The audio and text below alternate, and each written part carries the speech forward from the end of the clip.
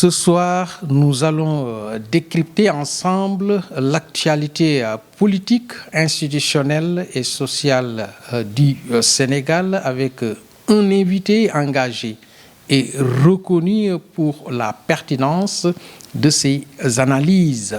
J'ai le plaisir de recevoir Mamadou Wane dit Mao, sociologue spécialiste en analyse institutionnelle, idéologie et politique, ancien fonctionnaire de l'UNICEF Sénégal et spécialiste en protection de l'enfant, militant de PASTEF et acteur engagé sur le terrain politique. Il nous apportera son regard sur la gouvernance actuelle, le dialogue national, la place d'Ousmane Sonko dans le paysage politique sénégalais, ainsi que les grands défis du Sénégal contemporain.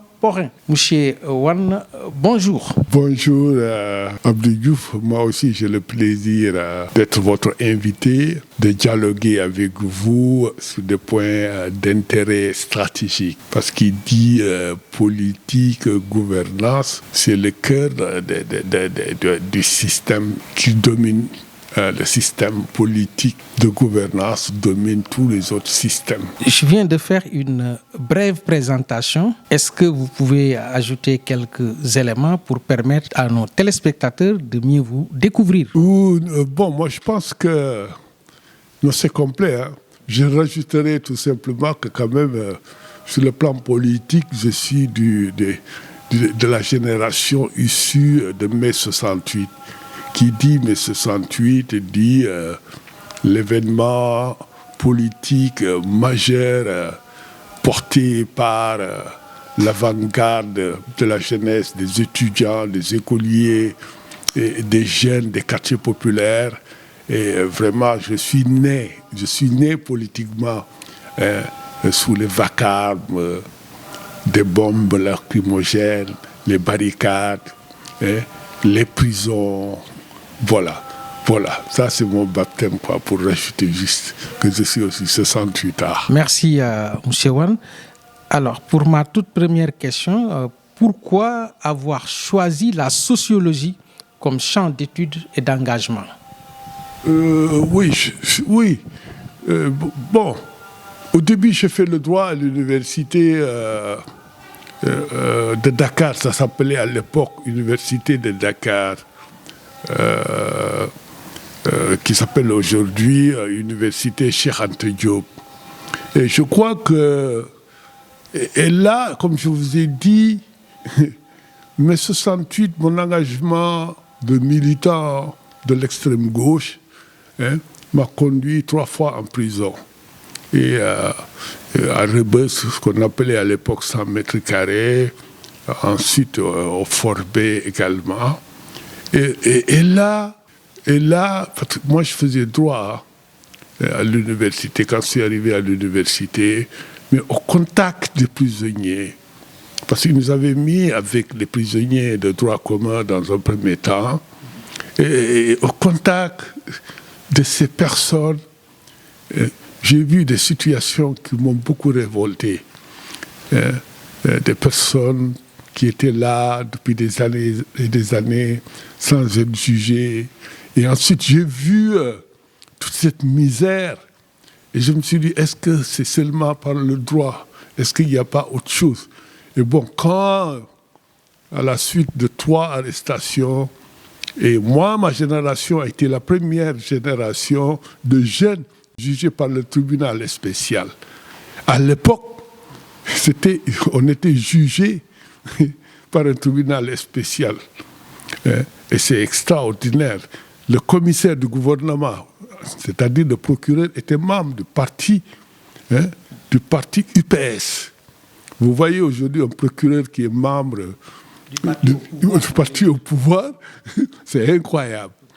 Moi, je fais partie des premières personnes, parce que je pense que les Mamadou Dia ont été jugés aussi sur cet article, mais nous, on a ouvert, en tant que jeunes, on sortait de l'adolescence, l'article 80.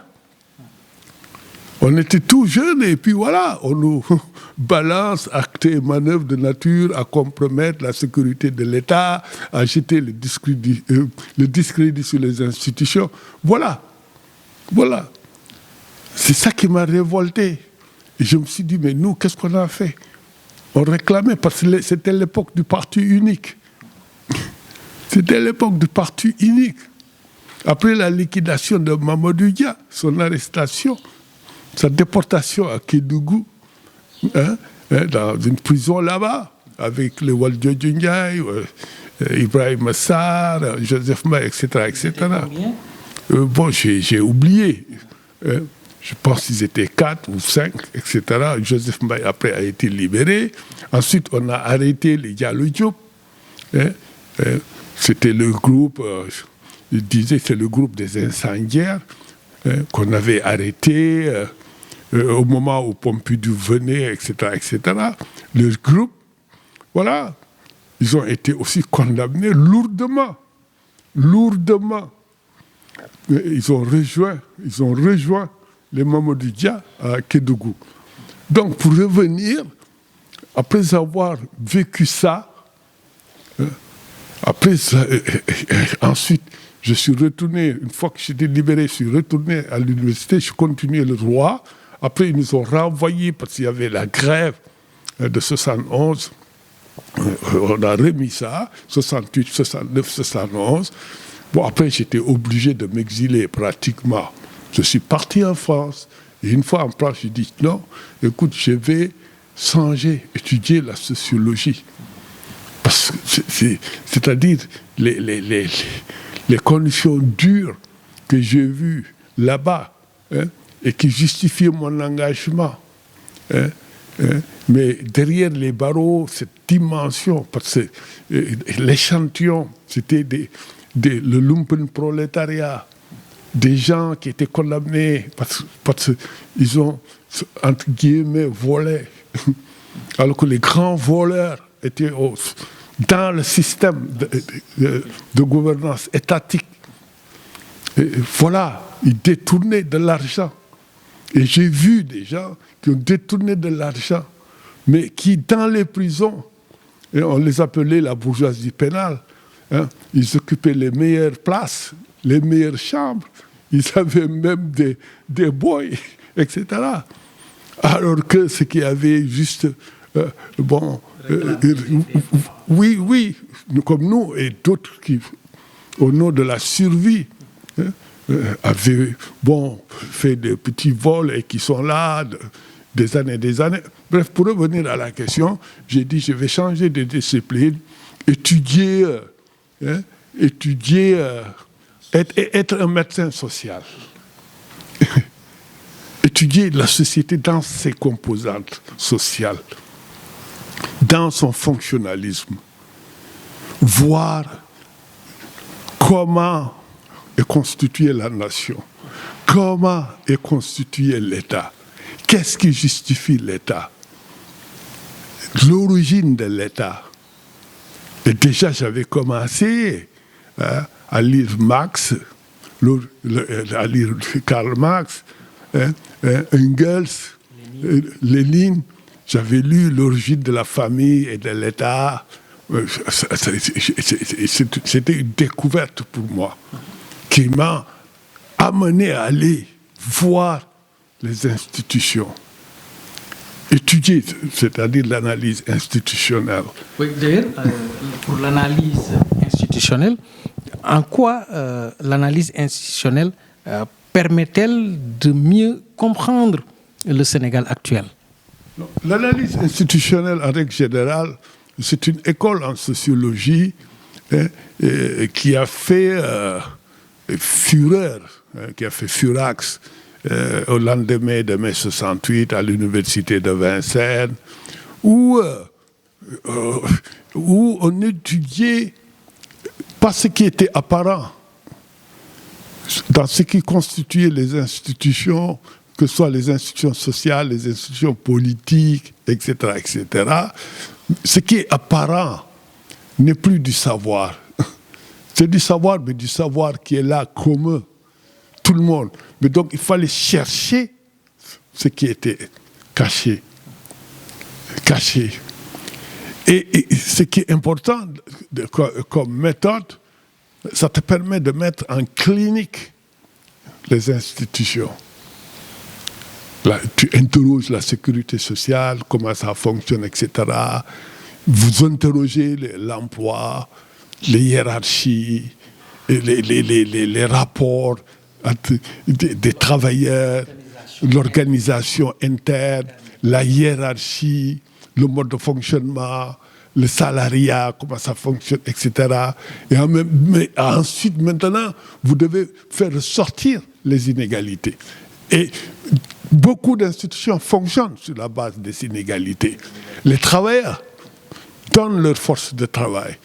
Mais le capital, le patronat, les capitalistes profitent de ce travail. Parce que sans les travailleurs, même vous prenez une entreprise de presse, vous prenez n'importe quelle entreprise, vous le diagnostiquez, vous l'envoyez en clinique et vous analysez comme le médecin, on vous fait un checking, IRM et tout ça. Nous, notre rôle, c'est de voir comment ça fonctionne et comment ça peut mieux fonctionner. Donner des solutions, par exemple, pour développer ce qu'on appelle la culture de l'analyse, et de la culture, ce qu'on appelle dans une société des rapports beaucoup plus respectueux des uns des autres, respectueux de votre place dans l'organisation. Et quand vous regardez en analyse institutionnelle une institution, je prends parce que vous êtes de la presse ou n'importe quelle institution, ça commence par les gardiens. Le gardien, il est là, il est payé, malheureusement, 50 000, 40 000, etc., etc. Mais pourtant, sans lui, le matériel qui est dans la maison, dans l'institution, maison, oui, ce matériel coûte des millions, voire des milliards. Des milliards. Donc, voilà. Donc, l'analyse institutionnelle, à mon avis, c'est très important.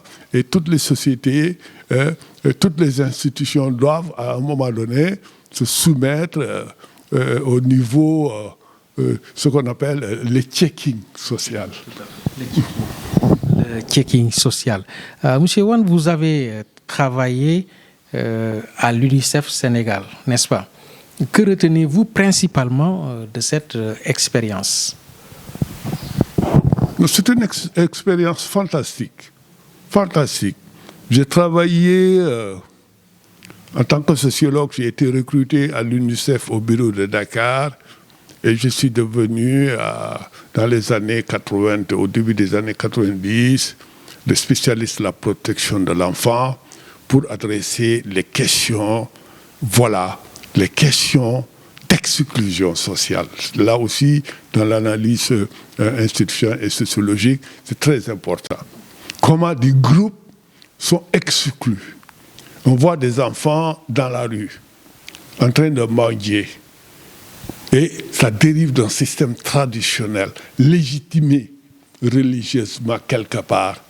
Et le système en place en a profité. Parce que, quand je dis le système en place, c'est le système économique. Les rapports, c'est des rapports marchands.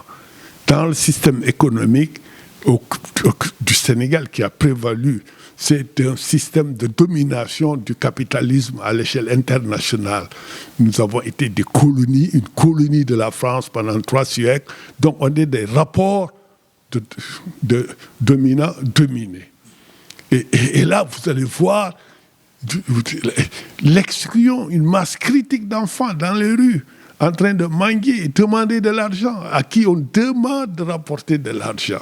Sinon, ils subissent la maltraitance. Ils quittent leur foyer. Et en sociologie, c'est très important, la famille. La famille. La protection de l'enfant est-elle aujourd'hui suffisamment prise en charge au Sénégal? Oui. Et quels sont, selon vous, les principaux manquements? bon nombre d'enfants se trouvent dans la rue dans des situations de maltraitance. Mais incroyable. La preuve, il y a moins de quelques mois, des enfants talibés qui étaient dans la rue ont été victimes de la pédocriminalité internationale. Avec l'affaire Robert, des enfants qui ont été... Mais c'est incroyable. Une société qui laisse ses enfants devenir une proie de prédateurs sexuels, voilà une question aujourd'hui qui doit, à mon avis, le système même devait s'arrêter pour avoir un consensus et pour regarder et sauver ces enfants. Parce que qu'on accepte que nos enfants soient dans la rue, livrés à des prédateurs sexuels qui en abusent d'une manière inacceptable, une violation grave, ça remet en cause toute la société sénégalaise. Ensuite, il y a d'autres enfants.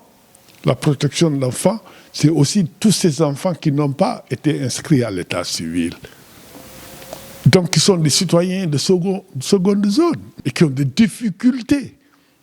Parce que le premier document de votre vie, c'est le document d'identité qui légalise votre identité. Et il y a pas mal d'enfants qui ne l'ont pas. D'autres enfants subissent des violences. Moi, je n'ai pas été qu'au Sénégal.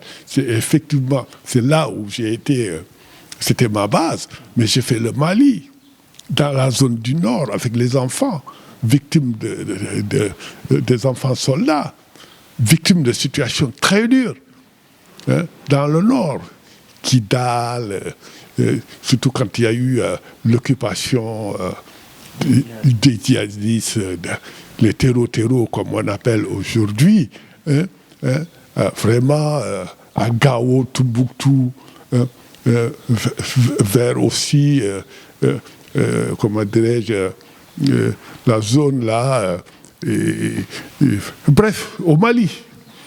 Donc c'est une situation aussi très dure. J'ai vu des enfants soldats qui étaient là, qui se sont battus quand les Français sont venus et qui étaient là qu'on a utilisé pour retarder l'avancée des troupes françaises. Donc l'opération Serval. J'ai été à Sévaré, près de Mopti. J'ai fait le Tchad aussi. J'ai fait le Libéria. Donc, oui.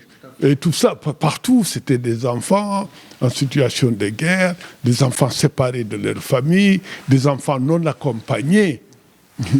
Donc voilà mon expérience au niveau de la protection de l'enfant. Donc pour revenir à votre question, aujourd'hui, qu'est-ce qui devait être fait? Bon, je ne peux pas dire que rien n'a été fait. Sur le plan juridique,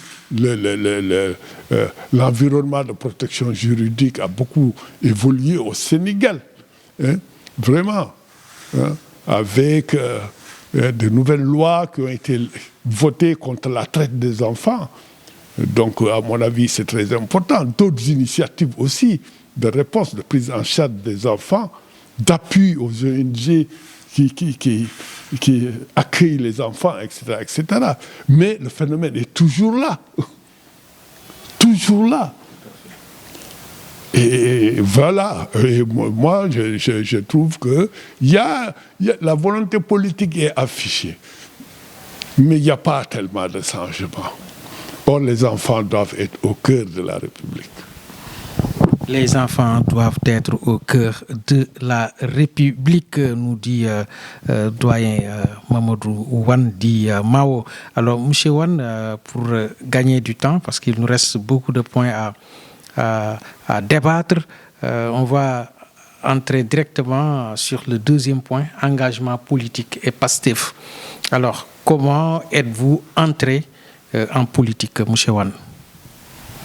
Bon, moi, je suis entré en politique, comme je vous ai dit, en mai 68. Et après, je suis membre fondateur du MGML, du mouvement de la jeunesse marxiste-léniniste avec Landing Savané, Omar Blondin Diop, etc., dans la clandestinité. Et d'autres, le Jibining, d'autres. Hein. Et j'habitais à l'époque ici à Yara. Et ma maison, on appelait ça Tiananmen. Hein. C'est là où on a commencé à lire dans la clandestinité le livre rouge, à le partager, hein, à découvrir beaucoup de choses. La révolution au Vietnam, à Cuba, hein, voir la résistance africaine, le mouvement en Amérique latine, hein, etc., etc. Bon, donc j'ai une longue expérience, les Tupamaros, tout ça, hein, vraiment, Che Guevara. Donc cette culture, vraiment, c'est ça ma trajectoire. Après, quand je suis parti, entre-temps, le RND a été créé plus tôt. J'étais membre du RND, mais j'étais à Paris. Bon, donc à Paris aussi, j'ai beaucoup milité. J'ai beaucoup milité dans le mouvement étudiant d'extrême gauche que je revendique. Donc c'est là, et ensuite je suis revenu. Quand je suis revenu, mon trajectoire a un peu évolué, puisque j'ai travaillé au niveau du système des Nations Unies à l'UNICEF, hein, au niveau de la protection de l'enfant, mais j'ai gardé, hein, ma culture politique. J'étais moins militant, mais j'appuyais jusqu'à mars 2021. Hein, j'ai découvert ce mouvement de résistance patriotique, démocratique, souverainiste qui commençait à naître, à se développer et qui me rappelait les temps passés. Et ce mouvement qui est la continuité, hein, de tout le mouvement de résistance, hein, contre le système colonial, depuis l'époque coloniale, et ensuite de résistance contre le néocolonialisme. Ce mouvement, hein, porté par Ousmane Sonko, un leader qui commençait à apparaître, hein, qui redonne une nouvelle espérance après la déception de 2000 avec le mouvement SOPI, hein, qui a été récupéré par le système. La nouvelle espérance qui est arrivée. Bon, donc j'ai soutenu ce mouvement, hein, jusqu'à mars 2024 en tant que sympathisant, en tant qu'intellectuel, par ma production intellectuelle, mes publications, etc. Bon, ensuite, j'ai continué jusqu'à la victoire, hein, la victoire du camp patriotique qui a consacré la prise, en mars, la révolution de mars, parce que je considère que c'est une révolution par la voie démocratique. Mais quand même, il y a eu toute cette phase aussi de Gatsa qui est une phase très importante, combinée aussi à des actions démocratiques, etc. On est arrivé à vaincre le néocolonialisme. Bon, malgré tout, je n'ai pas milité directement, j'étais sympathisant. Jusqu'à récemment, j'ai décidé, voilà, de militer à la base, hein, à Maris, voilà. Et je salue tous mes camarades avec qui, de ma cellule, au niveau de Maris, HLM, Maris 1, voilà, j'ai décidé de militer à la base. Voilà. Alors, M. Wane, certains disent que PASTEF est plus un mouvement qu'un parti classique. Partagez-vous cette idée? Pour moi, oui, c'est très clair que PASTEF n'est pas un parti traditionnel. Les partis traditionnels, partout dans le monde, vous allez, le Parti socialiste, hein, en France, recule. Hein, et après les dernières élections à 4%, le Parti communiste, etc. Vous venez ici au Sénégal, le Parti socialiste n'existe même pas. les dernières élections, ce qui se réclament de son camp, ils ont fait à peine 1%. Hein. Les libéraux représentés par le PDS et tout, eux aussi c'est la chute. Hein. Et partout dans le monde, les partis traditionnels sont en train de péricliter. S'affaissent. Ah, j'aime beaucoup votre mot. S'affaissent. Hein. Et c'est leur crépuscule. Parce que historiquement, ils n'ont pas pu s'adapter. Parce que la politique, à un moment, a été discréditée. Et la fabrique de leaders était en panne. Parce que chaque siècle, chaque demi-siècle, il faut, un mouvement révolutionnaire, il faut un leader pour le porter. Sans leader, ça devient un mouvement. En mai 68, le régime de Senghor était par terre. Mais on n'avait pas de leader. Le PAI était dans la clandestinité, a subi une répression. Donc le PAI n'avait plus cette force. Bon, il y avait des partis de gauche et d'extrême gauche qui commençaient à revenir avec le mouvement maoïste que j'ai cité. Il y avait un petit peu le mouvement trotskiste qui commençait aussi à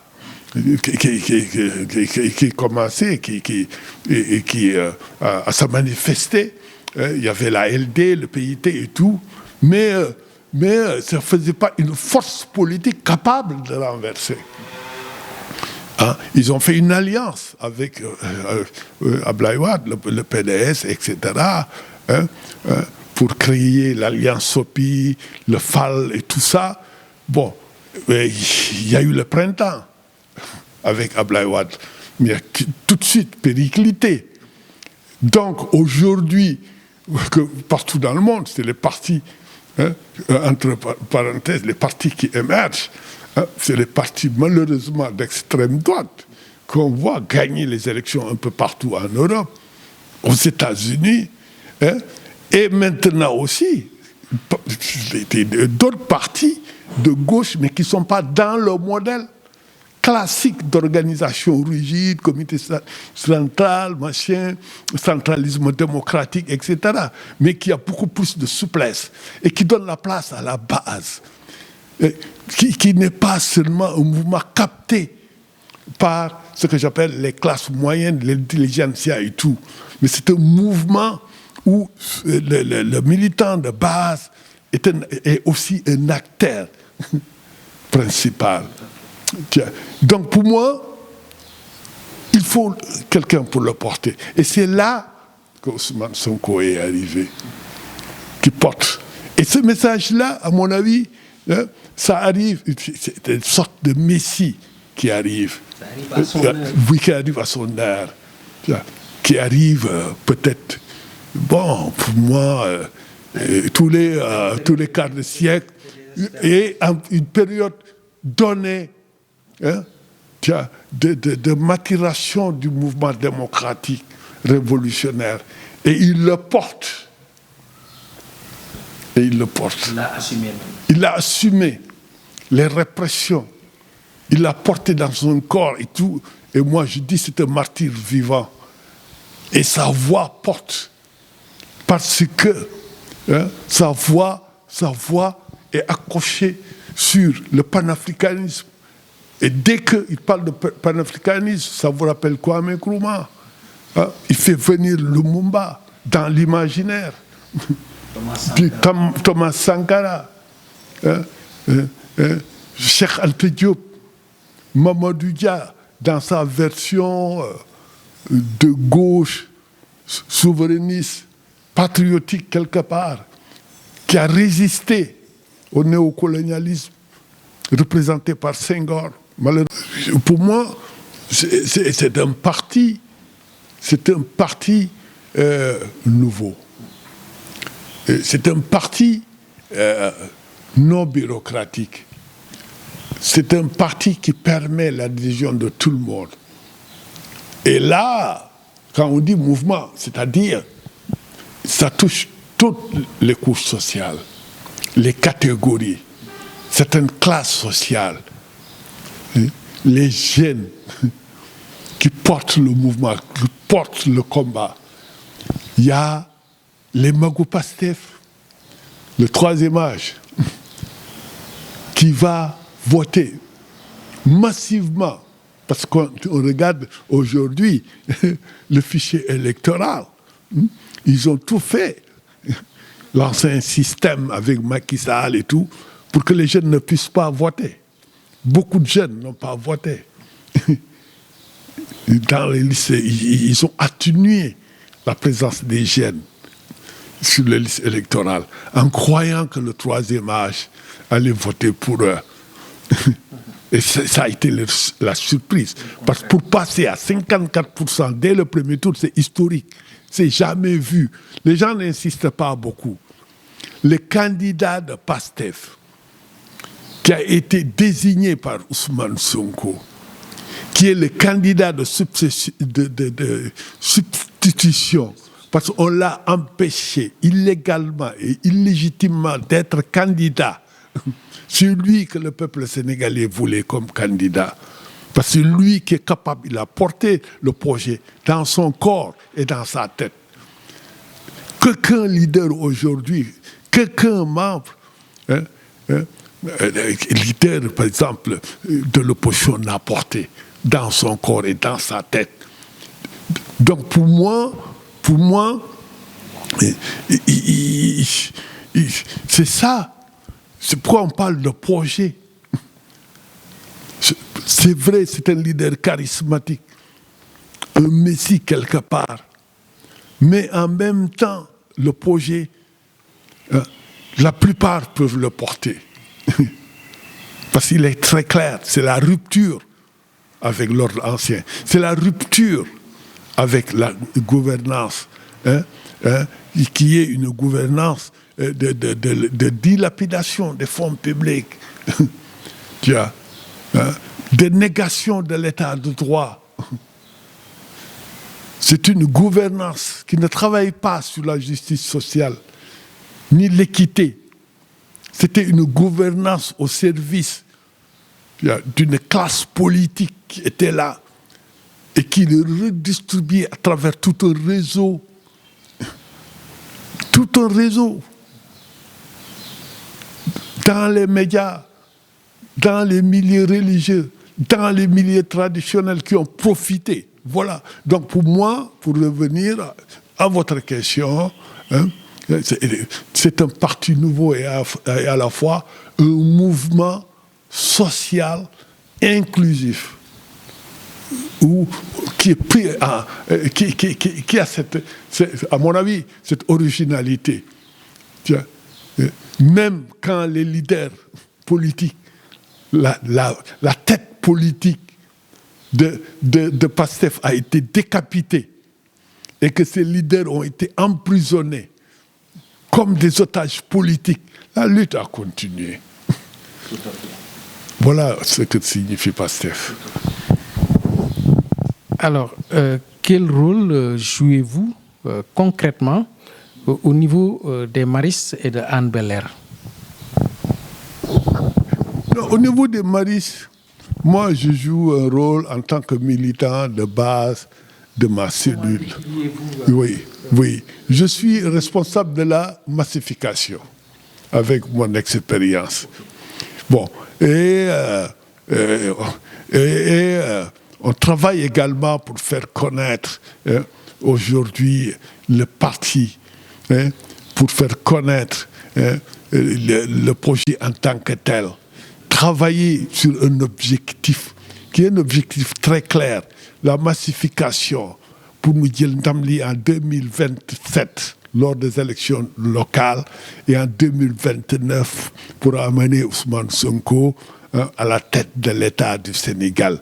Et on le fait par des porte-à-porte, on le fait par des communications publiques. Aujourd'hui, PASTEF est le seul parti au Sénégal où vous voyez partout au Sénégal PASTEF descendre dans la rue, être avec les militants, pas seulement les militants, mais discuter avec les Sénégalais et à travers aussi bien des actions politiques que des actions citoyennes. Et c'est ça le Parti Nouveau également. Ce n'est pas que des actions politiques classiques, c'est des actions de don de sang, c'est des actions à mon avis, d'être là, de contribution. Par exemple, nous, par exemple, à Marissin, on a fait des dons dans les écoles, dans les daras, des kits, etc. Des écoles qui manquent de l'eau, où les enfants ont des problèmes d'accès à l'eau. On a réglé ce type de problème. Bon. Et en même temps, à l'intérieur, il faut que nous, qu'on partage notre expérience de lutte avec les jeunes qui sont dans la cellule, avec les jeunes qui sont au niveau de PASTEF. Et en même temps, je suis le coordinateur adjoint de Magou PASTEF dans la commune de Hann Bel-Air. Et même les Magou PASTEF sont actifs. Et on va jouer un rôle très important dans la massification du parti. Nous préparons le congrès le 6 juin. Et après le 6 juin, on va, par exemple, moi, avec mon âge, expérience politique, on va aller faire des conférences. On va faire des porte-à-porte, discuter avec les personnes du troisième âge, les sympathisants. Les cartes vont venir. On va placer les cartes. On va faire aussi des discussions, mais pas de manière traditionnelle. Certes, il y aura des conférences, mais il y aura aussi des discussions. On est en train de discuter avec... on l'a fait. PASTEF Marie, c'est une tradition de porte-à-porte, de discussion avec les populations, pour faire les diagnostics ensemble des problèmes. On ne vient pas imposer une certaine façon ou des programmes. Il y a les lignes stratégiques, ce que j'appelle les sillages stratégiques. Et les sillages stratégiques, c'est la souveraineté économique, la souveraineté culturelle, la souveraineté la souveraineté culturelle, la souveraineté politique. Et c'est très important, très important. Nous devons mettre fin au régime présidentialiste. Nous devons mettre en place un système politique, mais en même temps aussi un système qui fait appel à la démocratie participative, les citoyens, partout. Donc pour moi, c'est une véritable révolution que notre programme est un programme de révolution culturelle qui touche le système de l'État. L'État. Ce n'est pas normal que pour avoir un extrait de naissance, c'est la croix et la bannière, alors que c'est votre droit. Ce n'est pas normal que les travailleurs ne bénéficient pas de leurs droits. Ce n'est pas normal qu'on fasse travailler des gens sans les payer. Ce n'est pas normal que beaucoup de Sénégalais n'ont pas de couverture de santé. À mon avis, c'est surtout ça. C'est ça la transformation. Ce n'est pas normal de détourner de l'argent qui appartient à tout le monde. Ce n'est pas normal de faire des routes, 3 ans après sont défoncées et on nous surfacture. À mon avis, la justice fiscale est au cœur du projet. Il faut que les riches payent les impôts. Les sociétés qui gagnent de l'argent sur le dos des Sénégalais doivent payer l'impôt. Il faut renégocier des contrats qui ont été établis au détriment des intérêts du peuple sénégalais. C'est ça le projet de rupture. C'est très important. La justice fiscale, c'est très, très, très important. Le Sénégal ne peut pas continuer. Depuis 60, c'est FMI, Banque mondiale, la coopération bilatérale, tel pays. Non, il faut d'abord, et c'est ça notre projet, le projet patriotique et de souveraineté de PASTEF. C'est d'abord faire en sorte qu'aujourd'hui, et on l'a démontré, que c'est possible. On n'a pas jusqu'à présent établi de programme avec les FMI et la Banque mondiale. Mais les salaires sont payés et c'est très important. Il n'y a pas une inflation, à mon avis, plus qu'en France ou aux États-Unis. Il y a ce qu'on appelle une certaine maîtrise aujourd'hui. L'environnement international, c'est à la crise, avec le blocage du détroit de Dormouz au Moyen-Orient, partout. Oui, mais beaucoup plus maintenant.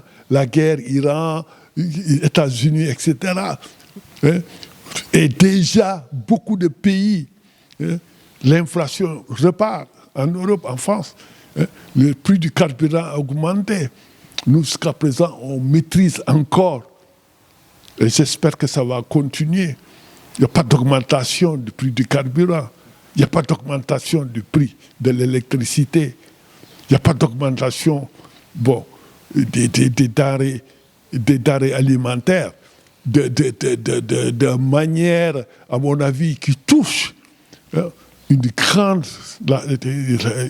masse critique de Sénégalais.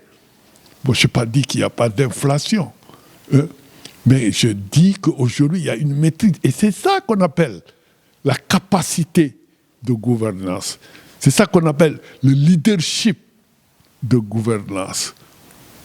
Et ça fait, à mon avis, c'est très important aujourd'hui de reprendre une partie, le gaz et le pétrole. La nationalisation, elle est très importante. Les ICS, les engrais, c'est stratégique. On est en processus de reprise des ICS. Donc pour moi, on est dans une orientation qui est très importante, souverainiste. Voilà. Donc pour terminer, nous, dans notre cellule, c'est le renforcement de notre capacité, des réunions, des rencontres de renforcement des capacités pour aujourd'hui porter les actions du gouvernement, de PASTEF, du gouvernement de rupture, sur les éléments de rupture. Et préparer aussi la base, et préparer aussi pas seulement la base de PASTEF, mais tous ceux qui croient au projet, qui sont des sympathisants, et comment renforcer leur capacité à faire adhérer le maximum des Sénégalais avec un objectif d'1 million de membres et de gagner les prochaines élections. Voilà. Et de gagner les prochaines élections locales et même présidentielles. Merci, M. Mamadou Wane. Je rappelle à nos chers téléspectateurs que nous recevons M. Mamadou Wane, qui est membre de Magou Pastef, surtout à Anne Bel-Air. Voilà, Monsieur Wane, nous allons aborder le troisième point, Diomaye Sonko, pouvoir et gouvernance. Beaucoup parlent d'une dualité au sommet de l'État entre Diomaye et Sonko. Existe-t-il réellement une dualité, Monsieur Wane? Bon, moi, une dualité, moi, je suis politique. J'analyse sur le plan politique. Je suis sociologue. Toutes les révolutions, et je prends, comme ça, peut-être parce que c'est les plus connus, 1789, la révolution bolchevique, la révolution chinoise et autres, même ici, les révolutions au Burkina avec Thomas Sankara, et quand vous voyez la lutte de libération en Guinée-Bissau, en Angola. Donc, ce que je veux dire en tant qu'analyste, justement, analyse institutionnelle, et en même temps, quelque part, politologue, je sors mon chapeau de militant, je prends un peu de distance. Il y a ce qu'on appelle, dès la prise de pouvoir, quelque part, des contradictions au sein du groupe qui a pris le pouvoir révolutionnaire. Parce que des lignes s'affrontent dans la conduite du projet, dans la gouvernance. Il y a un courant qui dit « Nous avons été élus par le peuple sur la base du programme de rupture ». L'autre ligne, qui est la ligne, à mon avis, que j'appelle la ligne petite bourgeoise, la ligne de ne pas se conformer systématiquement à la ligne de rupture qui a été quand même validée par le peuple. Et c'est une question d'éthique qui se pose. Et je vais y revenir.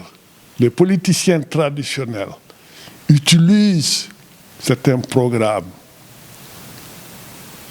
Le peuple adhère à ça et une fois qu'ils ont le pouvoir, ils n'appliquent pas ce pourquoi ils sont au pouvoir. Et moi, pour moi, le président Diomaye a retardé certains processus de rupture. Les ruptures, c'est les 6 premiers mois. On est à 2 ans. Il y a des questions fondamentales, surtout au niveau institutionnel et politique, il n'y a pas de rupture. Il n'y a pas de rupture.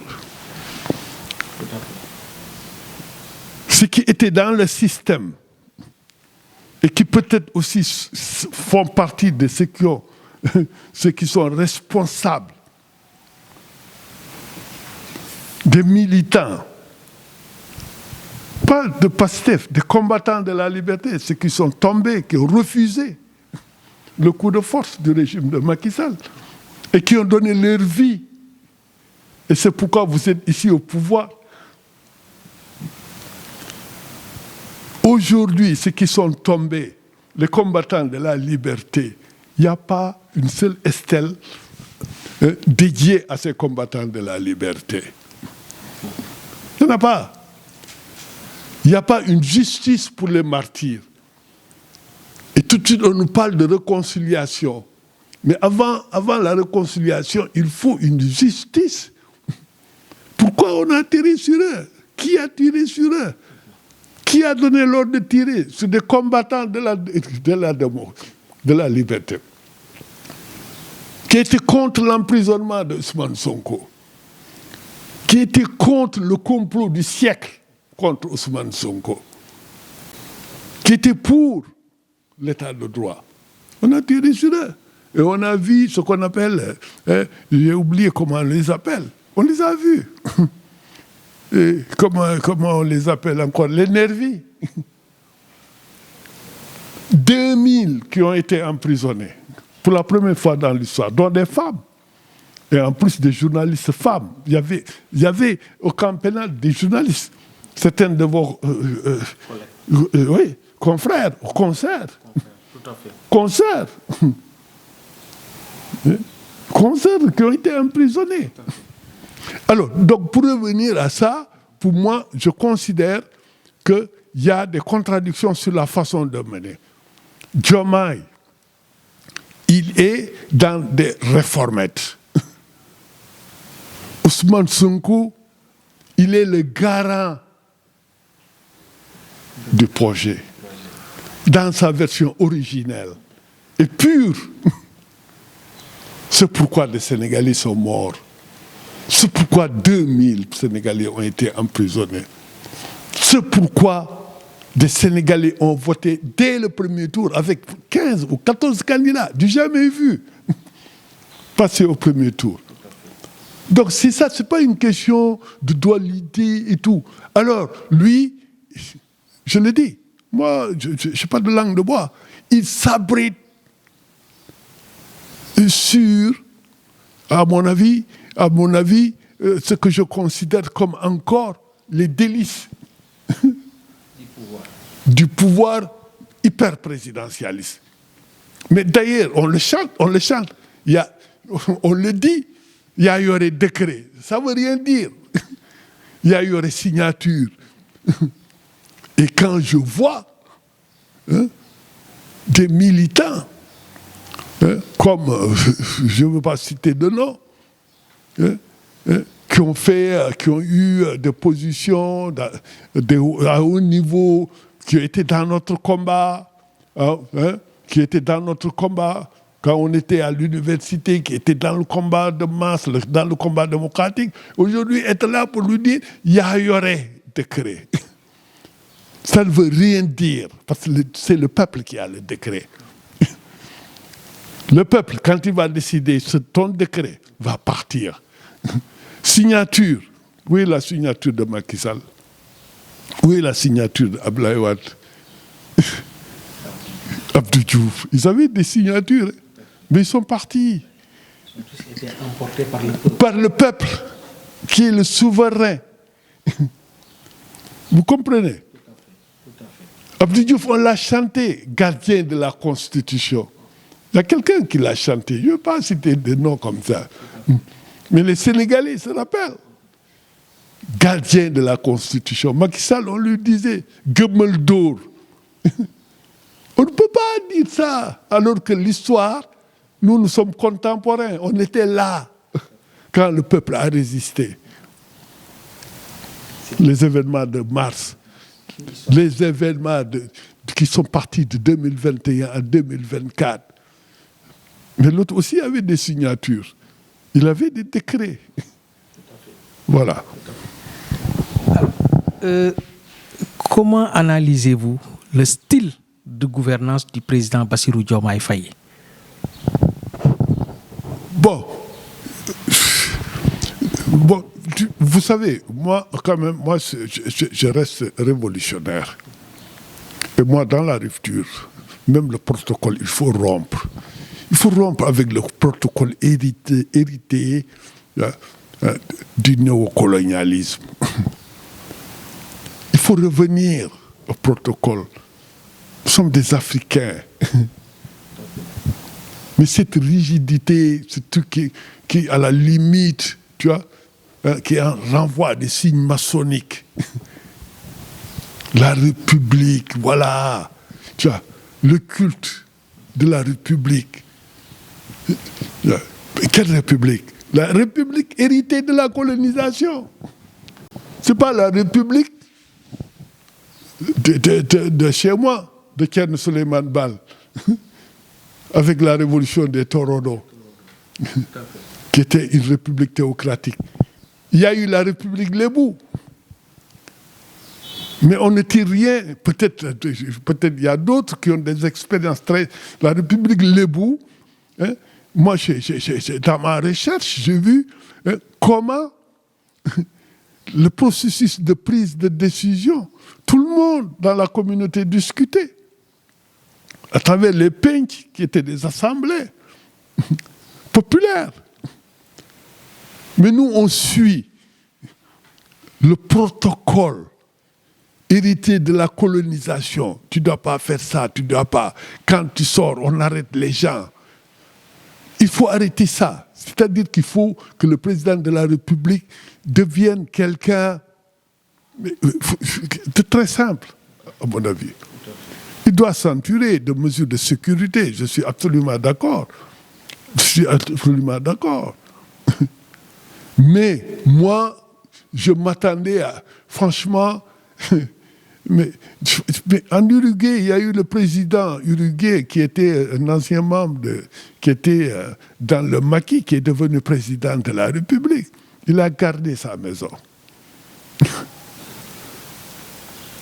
Donc moi, on n'a pas fait la révolution pour ça. Vous allez à Oslo et dans d'autres pays, en Finlande, c'est très simple. On les voit des fois... simple, vélo, etc., pour l'écolo et tout. Mais quand le président se déplace, tu as ses voitures, machin, etc., Mais vraiment, c'est anti-écolo. Tout à fait. Voilà, Monsieur Wade. Ok, alors on va... Mais Monsieur Wade, il y a une question qui me tient à cœur. Est-ce que réellement le tandem Diomaye Sonko peut-il durer politiquement? Oui. Non, il peut durer jusqu'en 2029. Et 2029, c'est demain. N'oubliez pas, souvent on parle de 2029 en croyant que c'est jusqu'à la fin de 2029. L'élection présidentielle, c'est en mars 2029. Hein. Et on est en 2026, entamé presque à moitié, bientôt. Hein? Vous comprenez? Donc, pour revenir à votre question, hein, c'était quoi? Vous disiez, quelle était la question, la dernière question pour revenir à ça? J'ai dit que mais ça peut durer jusqu'en 2029 parce que c'est inédit. Inédit. Le président ne contrôle pas la majorité parlementaire. La majorité parlementaire, c'est une majorité de PASTEF. Mais le président se réclame de PASTEF jusqu'à... Non, mais il n'a pas la majorité des députés, c'est ça qui est concret. Et la preuve, les députés ont voté une loi. Heureusement, parce que tous les trucs, c'est des projets de loi. Mais c'est une proposition de loi qui revient sur des articles-là du code électoral. Qui a empêché certains d'être... C'était des articles liberticides. C'était juste Macky Sall qui a introduit ça pour liquider des opposants, dont Ousmane Sonko principalement. Il faut dire les choses. Mais vous prenez le pouvoir, les gens se sont battus et vous voulez garder ça. On aurait dû les enlever au bout de 3 mois. 3 mois. Bon, je dis ça comme ça. Il aurait dû rétablir Ousmane Sonko qui a été révoqué arbitrairement de la fonction publique. Il n'a pas pris ça. Et ça ne lui appartient pas, la révolution. Vous dites qu'il est membre de PASTEF, et peut-être il est membre simple. Il est membre simple. Pour moi, la cohabitation, c'est, à mon avis, on ne peut pas ne pas faire. On ne peut pas, aujourd'hui, il faut mettre le Sénégal à l'abri d'une crise institutionnelle. Bon, il y a des différences d'approche politique et des questions de fond, parce que moi, je ne peux pas comprendre que Diomaye fasse revenir des anciens du système Koulouna, entre guillemets, comme on dit, et aujourd'hui, il veut bâtir une alliance politique sur la base des gens qui ont été vomis par le peuple sénégalais. Les Sénégalais ne veulent plus voir ces gens-là. Et lui, il est en train de les recycler. Donc pour moi, malgré tout, je reviens, il n'y a pas de crise institutionnelle. Mais c'était très grave, sa dernière sortie, au lendemain du 1er mai. Quand le président de la République, parce que lui, il est tenu, plus que tenu, hein, par rapport à ce que j'appelle l'éthique républicaine, c'est le président de tous les Sénégalais. On ne peut pas prendre, dire, je vais m'adresser aux Sénégalais et ne parler que de Sonko. En parlant de choses sur lesquelles, non, vous ne devez pas le mettre là. Mais malgré tout, je pense que le Premier ministre et le Président, certainement, ont dû trouver un modus vivendi, un compromis historique, comme disait Gramsci, jusqu'à 2029. Et le peuple décidera. Inch'Allah. Voilà, on va aborder le dernier point sur le dialogue national. Le président Bassirou Diomaye Faye va lancer un dialogue national. Alors, quelle lecture faites-vous de cette initiative, M. Wan? Bon, tout d'abord, pour moi, le dialogue national, l'origine, c'était avec Macky Sall, qui avait institué, je pense, le 28 mai ou quelque chose. Il y avait une date, j'ai oublié, comme dialogue. Parce qu'il avait des problèmes, lui. C'était en crise. On était en crise. En crise politique très grave. Très grave. Le Sénégal était au bord de l'explosion. Ce qui l'a amené à renoncer à son 3e mandat. C'est pas pour rien qu'il a renoncé à son 3e mandat. Bon, donc il avait institué ça pour capter une partie du personnel politique de l'opposition quelque part, pour, à mon avis, biaiser encore le système ou la modalité démocratique. Parce que dans les pays où il y a dialogue politique, c'est quand il y a crise. On peut établir des mécanismes de dialogue permanent, mais il y a des institutions pour ça. Le lieu privilégié du dialogue politique, c'est le Parlement, où il y a une représentation de la majorité et une représentation de l'opposition, élue au suffrage universel. Deuxièmement, vous avez d'autres institutions de dialogue, comme, comment dirais-je, le dialogue social. C'est ça. Bon, et il y a d'autres mécanismes de dialogue. Sur le plan social, je l'ai dit, bon, etc. Mais sur le plan politique aujourd'hui, quelle est la nécessité, après un pays qui a fait sa révolution démocratique par le biais des urnes, où il y a la majorité et l'opposition, moi je pense que aujourd'hui, déjà, il y a eu ce dialogue. Ils ont travaillé, ils ont produit des rapports. Il y a différents rapports qui ont été produits. Il y a eu aussi le truc de la justice, où il y a des propositions, à mon avis, qui sont des propositions, bon, je ne sais pas, mais il y avait des propositions, je ne porte pas de jugement de valeur. Mais la question qui était posée, et qui a été posée depuis les assises nationales, ensuite, comment dirais-je, le rapport sur, avec Amadou Mokhtar Mbow, qui a fait sur... Les assises. Après les assises, il y a eu le rapport d'Amadou Mokhtar Mbow, qui a fait sur le truc de la réforme des institutions, quelque chose comme ça. Et ensuite, il y a eu le sursaut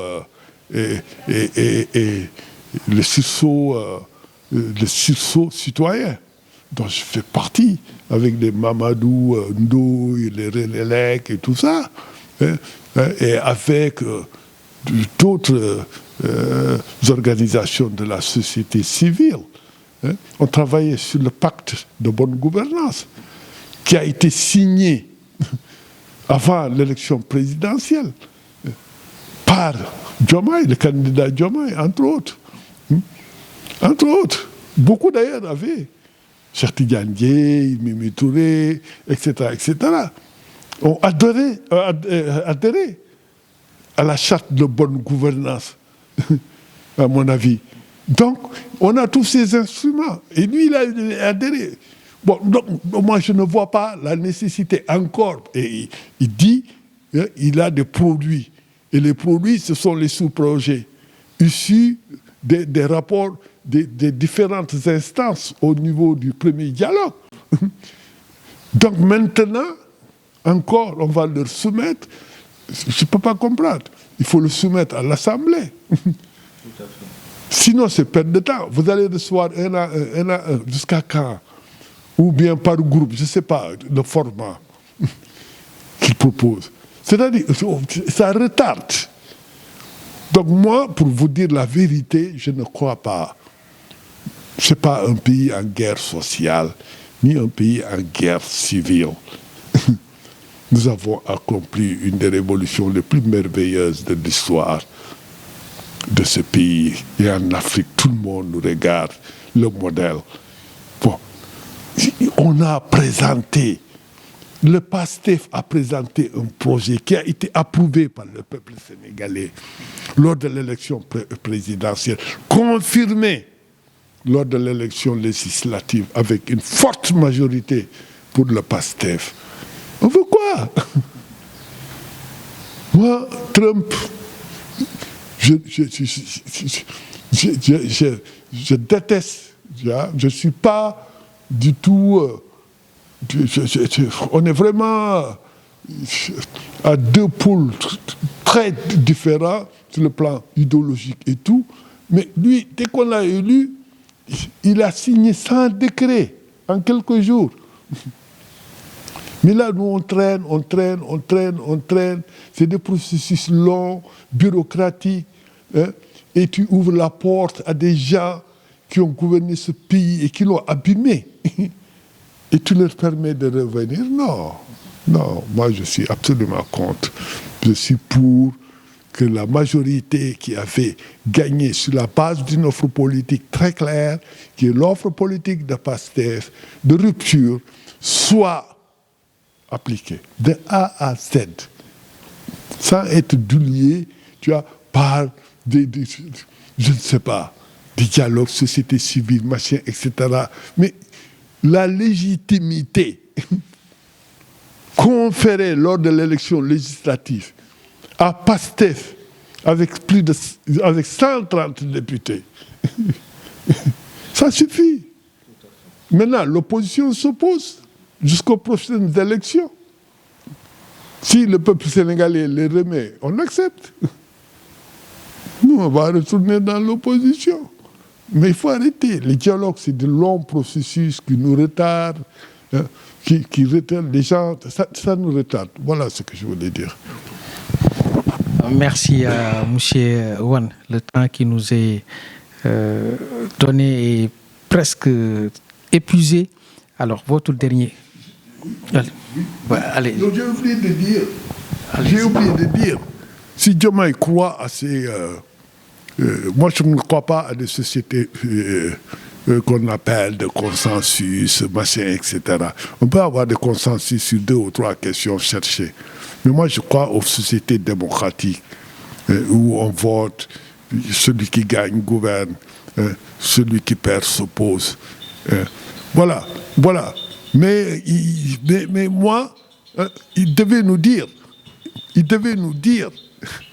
que lui, s'il est élu, il allait faire des dialogues.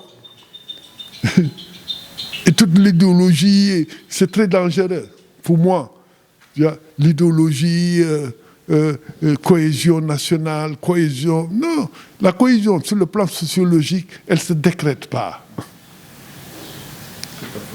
Elle ne se décrète pas.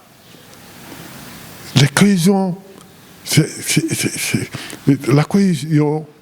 c'est le produit et le résultat d'éléments culturels de longue durée. La cohésion d'un groupe social n'est pas décrétée, est établie à travers des liens de parenté sur le plan sociologique, des liens de voisinage, mais de longue date, sur de longues périodes,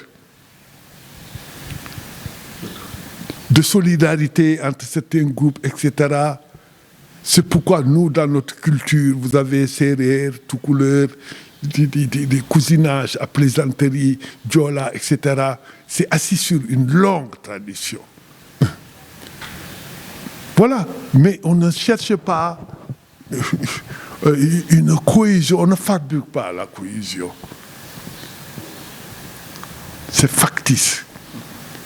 Il faut, c'est vraiment le produit, je peux même dire, d'années et d'années de relations sociales, de normes sociales de relations sociales qui produisent ces relations sociales qui sont sur le socle de normes sociales. Mais quelle est la norme sociale du consensus au Sénégal? On peut dire que c'était pour cohabiter, pour le vivre ensemble, on a des éléments dynamiques. Mais sur le plan politique, on ne l'a pas. Sur le plan politique, ce qu'on a, même si on a ça un peu, ce qu'on a réellement qui est institué, c'est quand même le vote, le suffrage universel, la majorité, une minorité, etc. À l'Assemblée, c'est ça que je crois. Merci, M. Wane. Votre dernier mot? Bon, mon dernier mot, c'est que vraiment, que Sénégal, nous avons dit en 2027 et en 2029 avec le président Ousmane Sonko, qui sera, à mon avis, à la tête de l'État.